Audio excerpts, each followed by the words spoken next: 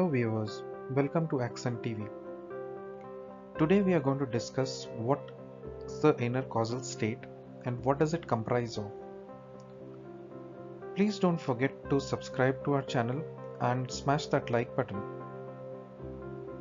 In Hindu philosophy, the Antakarana, which is a Sanskrit word, refers to the totality of two levels of mind, namely the Buddhi, which is the intelligence, and the Manas, which is generalization of the mind.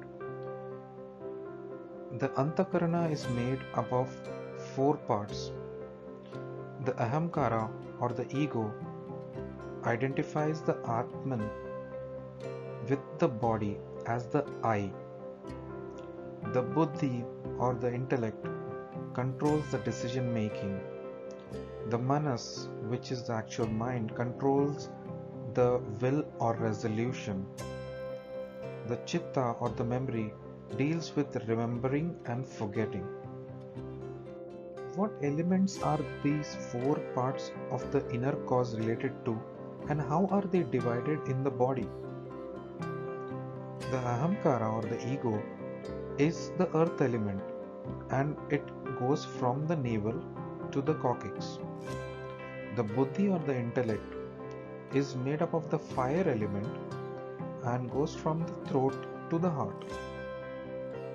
The Manas or the mind is made up of the air element and goes from the brows through the throat. The Chitta or the memory is made up of the water element and is from the heart to the navel. Isn't there a fifth element too? I remember it because I saw that Bruce Willis movie.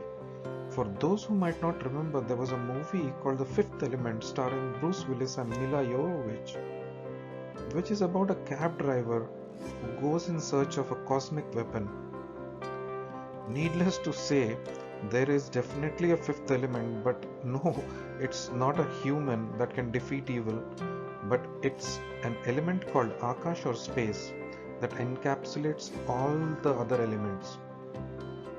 Akasha or space is the pure mind, or the mind in its pure being, that is, mind divested of all thoughts.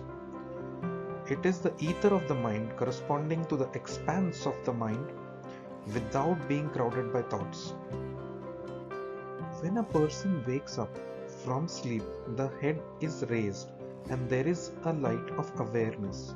The light was already there in the heart, which is later reflected on the brain and appears as consciousness. But this is not particularized until Ahankar steps in. In the undifferentiated state, it is cosmic mind or cosmic consciousness. This state lasts usually for a minute interval and passes off unnoticed. It becomes particularized or differentiated by the intrusion of the ego or the Ahamkar that says this person is the I. This is always associated with the entity, that is the body. So the body identifies the I, and then you know the story, all else follows. Because all other faculties get only the reflected light, it is said to be the moon. The original light of consciousness is in the heart, which is said to be the sun.